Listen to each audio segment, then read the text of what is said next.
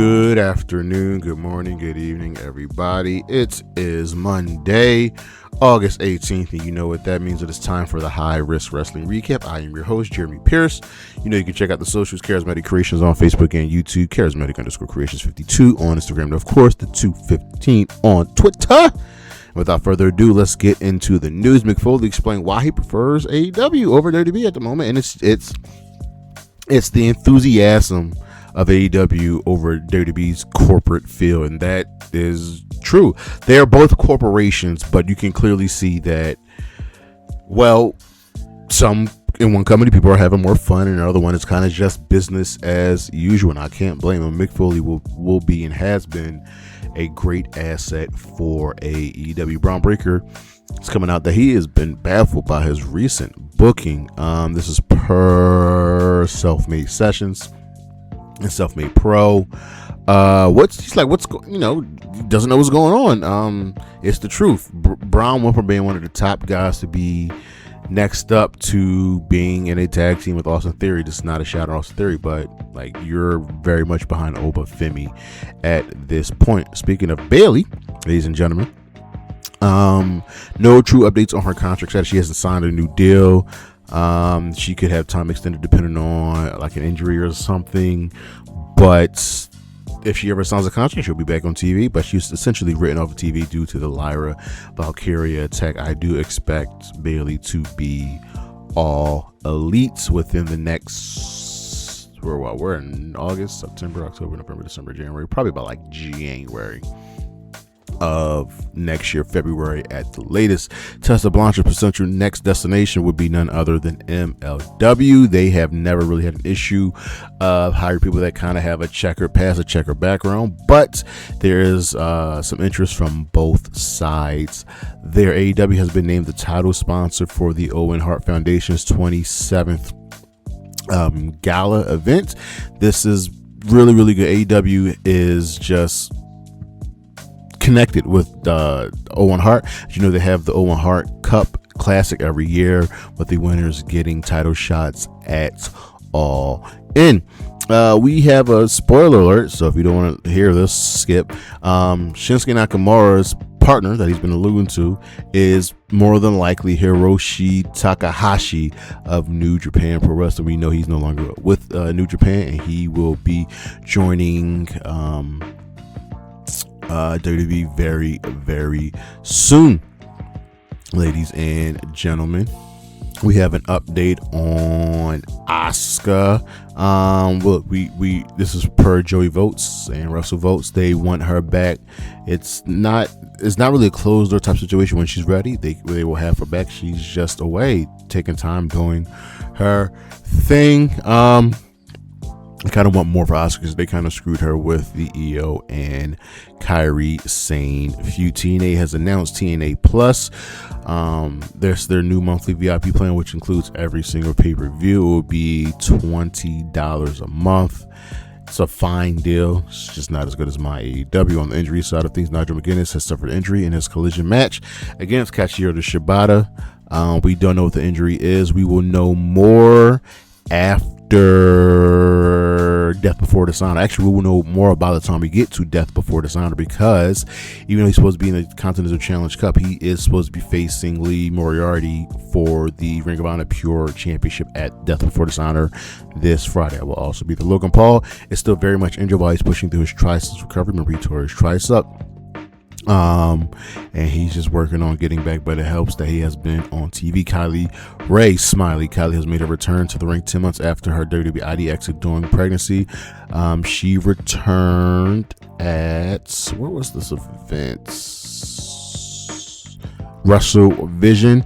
It's great to have her back. She is a really interesting person that we're going to talk about at some point in the future, her story and really what could have been. But that is the news. I'll see you right back with the weekend review.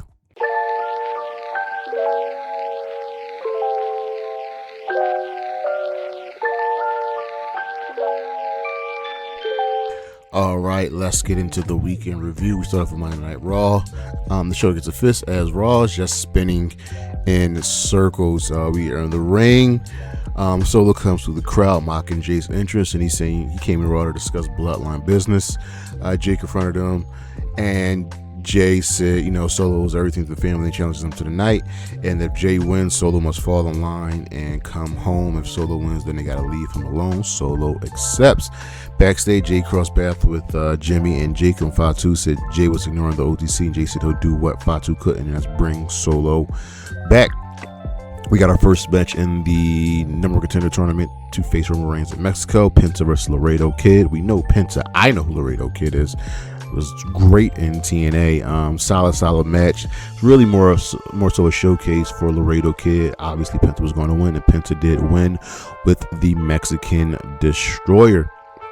We were backstage with the Vision. Logan Paul mocked the Alpha Academy. Maxine praised Theory, and Breaker stood silent. He was in quiet contemplation about something. Austin Theory took on Akira Tozawa in a solid match.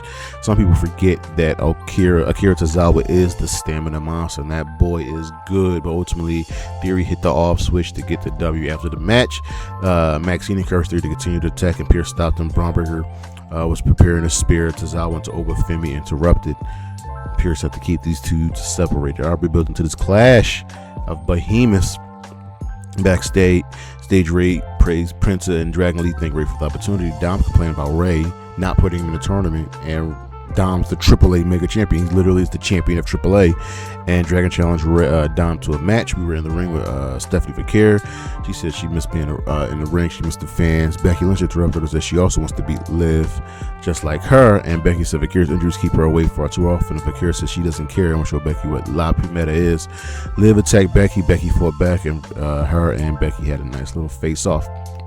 LA Knight mocked Roman's watch and said he'll face him anytime. Solo warned Knight that he's fighting the entire bloodline would like his assistance. Knight dismissed him. Dom took on Dragon Lee. Dom got the win after countering the frog splash with the knees and hit the Operation Dragon. Dragon Lee got the W. I'm sorry. I wrote this wrong. Dragon Lee got the W. After the match, Big Cass attacked Dragon Lee. Javon Evans tried to help, and Cass dropped him too. Okay, so we're just going to have Cass attack cruiserweights and not have a match. So Ruka says she's sick of the Judgment Day Vortex, and Denhouse offered to team with her. She declined. She says she already has a partner. Her partner ended up being Io Sky. This is a nice little team. Soul and Io worked well together. Chaotic action all throughout, but Soul ended up hitting the Soul Snatcher on Roxanne Perez to get the W. Backstage, Bronk confronted Paul Heyman and asked if Oba's the future, and Heyman dodged the question, and Breaker said, I need something. I'm starting to believe what you're putting down. Heyman said, I'll keep respecting Oba until you prove me otherwise. Ray congratulated Penta and gave an X-ray for an IC title match in Mexico. Ray obliged. Lyra Valkyria was erratic and threatened Soul. Soul said she earns title shots moving to the main event. Jay versus Solo. Solo dominated the match. Jay rallied, and Jimmy appeared. Solo spiked him, but Jay ended up hitting the Spirit Uso splash, and Jimmy and Jay celebrated. So Solo's got to come home to the bloodline. Over on Dynamite, this show gets a fist. Every show this week was kind of just good. Maybe I think Collision was really good, or better than usual. They were in Vegas, and this whack ass crowd, man, they sucked. Did not deserve this show. We were dealing with Ospreay, reflecting on returning to Rina, Mexico, and said, who wasn't there? Kenny. He called out Kenny and said Don Callis erupted, claiming credit for both men's careers. Doyle, Davis, Trent, and Rocky attacked Ospreay. Omega hit the ring with a pipe. Took his time, but cleared the house. He warned Ospreay he can't save him again. And Ospreay said he didn't ask for help and won't need it. Excalibur ran down the Collision results as we had the Continental Cup going ahead. MJF, Speedball, and Nick Wayne were fighting for the number 2 spot in the Casino Battle Royal at Casino Gauntlet. Not Battle Royal, Casino Gauntlet at All In. MJF stalled early, letting Bailey and Nick Wayne fight, but Bailey and Wayne traded dives. MJF picked his spots, tried teaming up with Nick Wayne, but that backfired. Bailey hit the ultimate weapon. MJF threw him out the ring and applied the salt to earth on Nick Wayne to get the W. MJF now has the number 2 spot in the Casino Gauntlet. He declared himself the one true champion. Andrade's music played, but MJF, that was him all along. Said Andrade, Omega, and Ospreay are all scared of him. Backstage, Devon and Mann vowed to massacre the Brawling Birds at Wembley. I'm all for that. I'm all for the match. The Bang Bang Gang were interviewed by Mick Foley and Jay White, hype facing Dave Finlay and possibly months later. The group, do their thing. Jay White took on David Finlay. Now here's the thing: I thought they would save this match for All In and not the Continental Cup. So I'm thinking these two are probably going to be in the Casino Gauntlet because I can't see Jay White making the finals. But this was a good match for long-time rivals. Jay countered to hit the switchblade to get the clean W. Would definitely like to see these two face each other again. We were dealing with the trios titles, and this got everybody excited. So the champions were celebrating. Swerve and Nana interrupted, and Swerve questioned Hangman's legacy and direction. Ricochet arrived with GOA and Lethal Twist, claiming that the trio titles were stolen from them. They bring them coming back to the demand.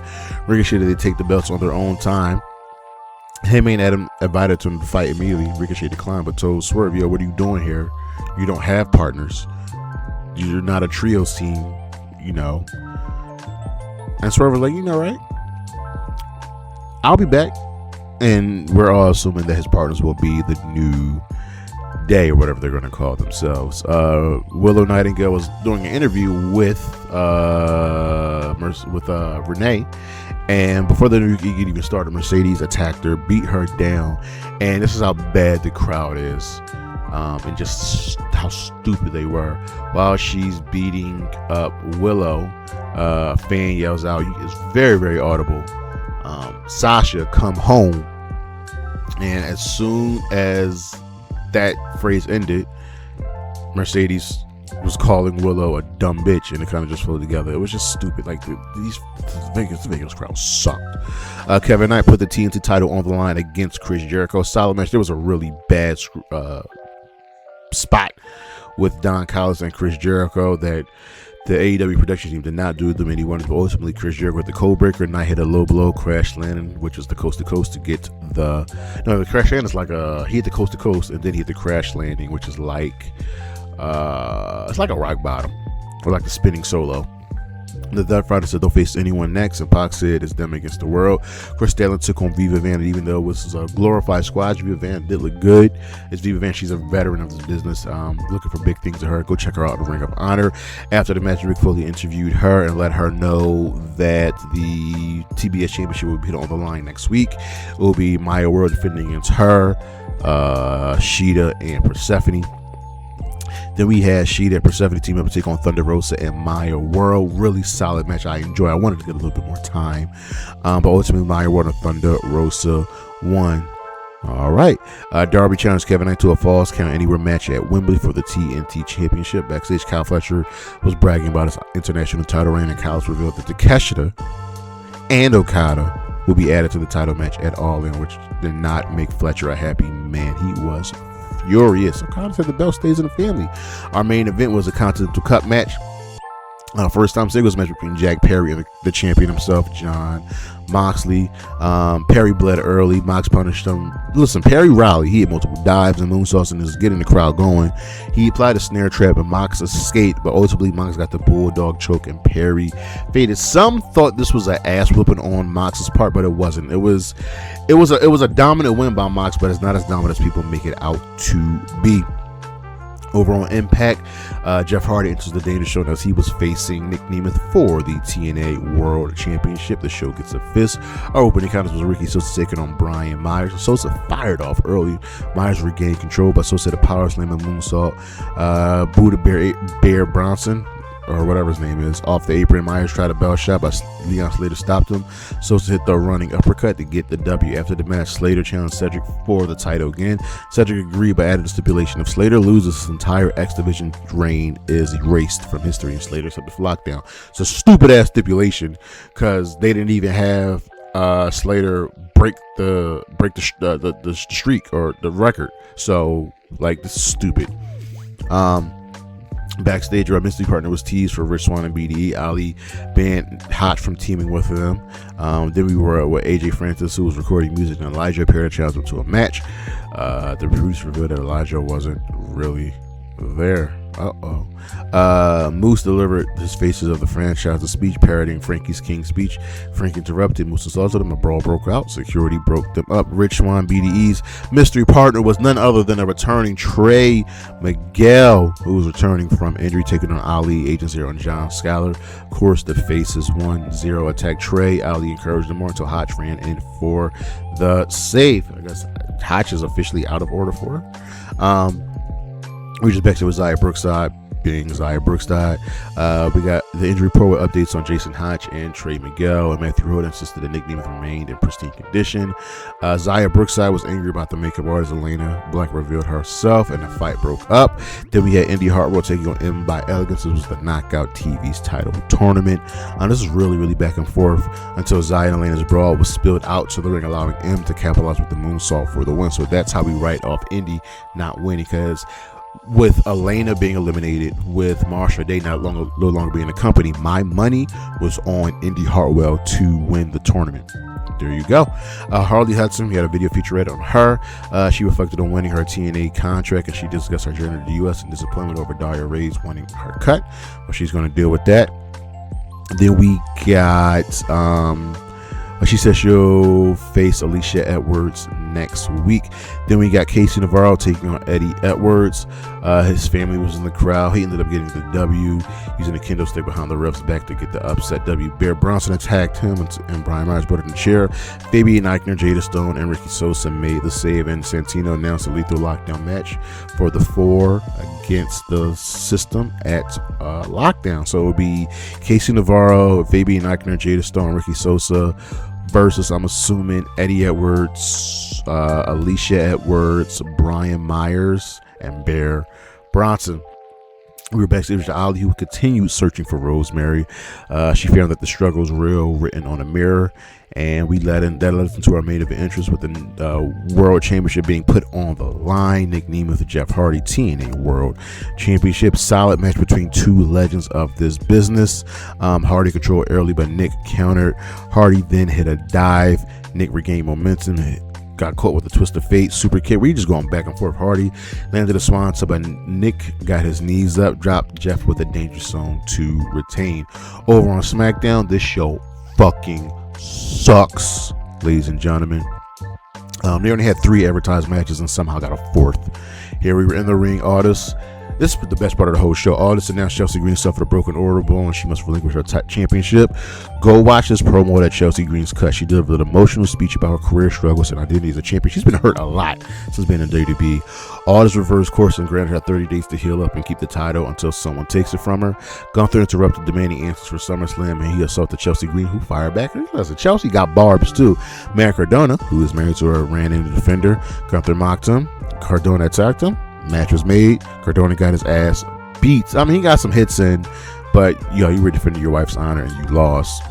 After the match, Nia Jax and Last Logic confronted Chelsea, demanding a title match, and Tiffany tried helping Chelsea, but she got beat down. Charlotte thanked Bliss for last week's help, and Bliss revealed that Tatum Paxley's surprise was a candlelit room plastered with photos of them. And Charlotte was like, all right, let's do this.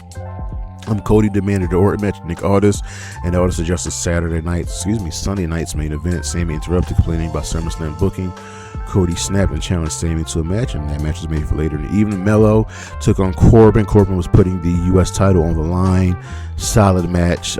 Corbin ended up hitting the end of days to retain the championship. After the match, Trick entered. Lil Yachty hit Corbin with the kendo stick, who no-sold it, and Trick ended up hitting Corbin with the Trick shot. Chelsea thanked Tiffany for her earlier and insisted she was fine for her title match. Then we in the ring with Kevin Owens and CM Punk, and they threw more shots at each other. KO recounted the 20-year history of each other and Punk's treatment of him.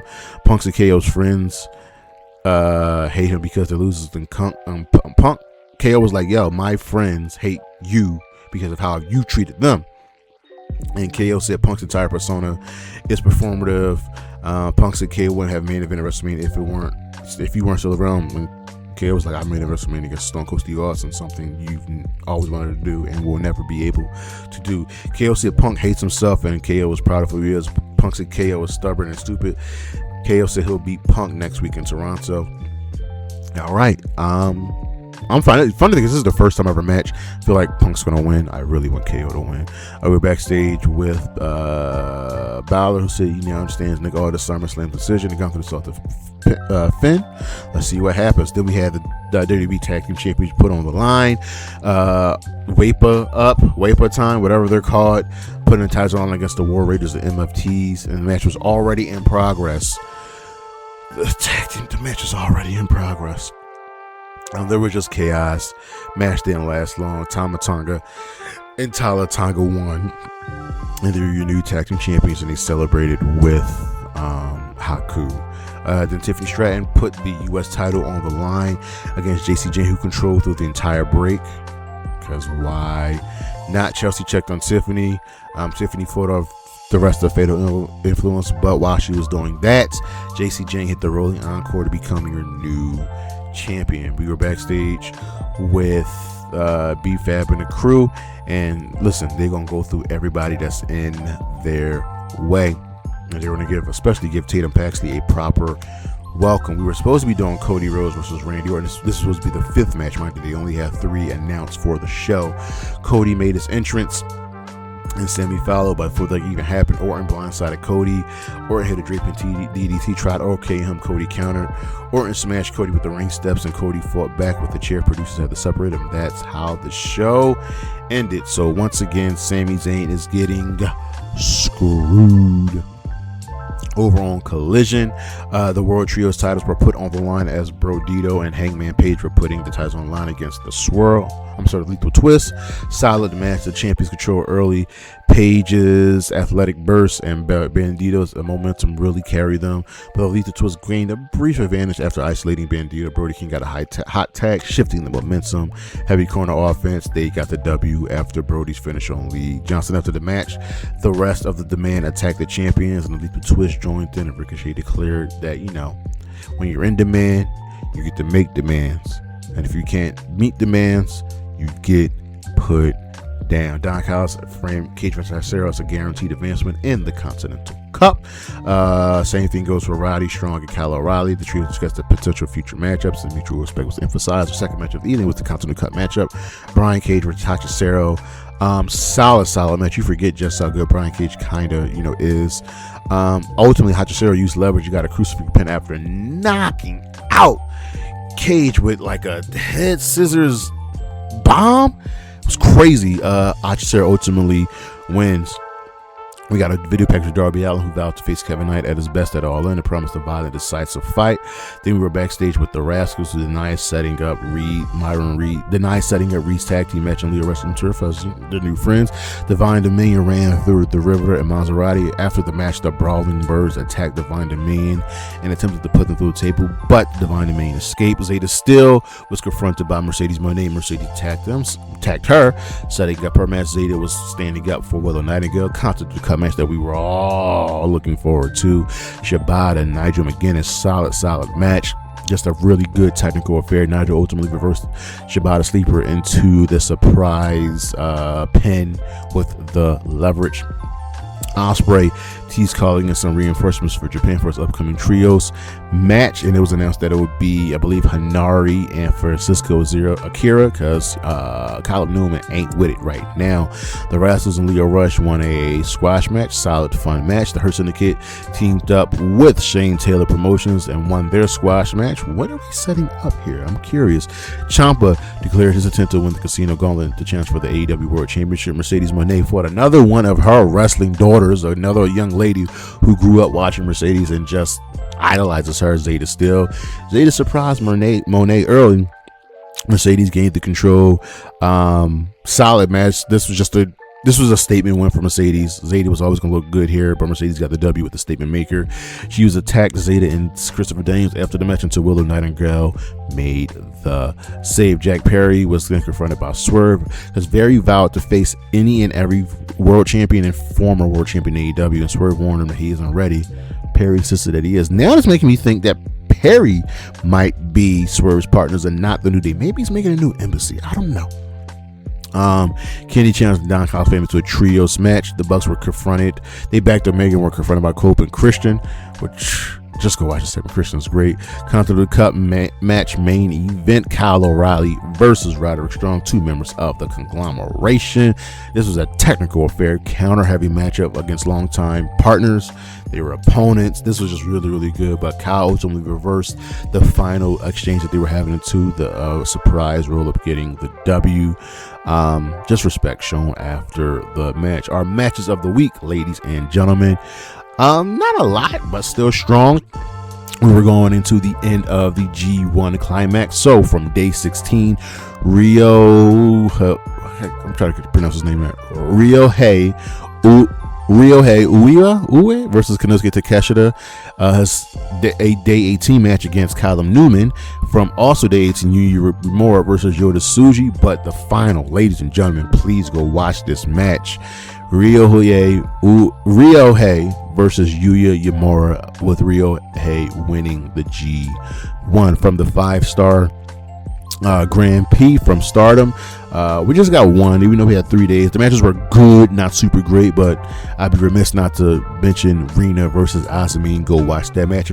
From Collision, the technical fair, Nigel McGuiness versus Katsuyori Shibata in their Continental Cup match, and actually the Kyle O'Reilly match as well. Check that one out. Our stars of the week, well, gotta give it to Ryohei for winning the G1 Climax, the MFT for becoming your new WWE Tag Team Champion, and of course Jacy Jayne for becoming your new Women's United States Champion. But that is our show, ladies and gentlemen. Thank you for listening. Thank you for watching. Look on the screen what we got coming up. You know, you can check out the socials, Charismatic Creations on Facebook and YouTube, Charismatic_Creations 52 on Instagram, and of course the 215 on Twitter. I see you when I see you. Peace.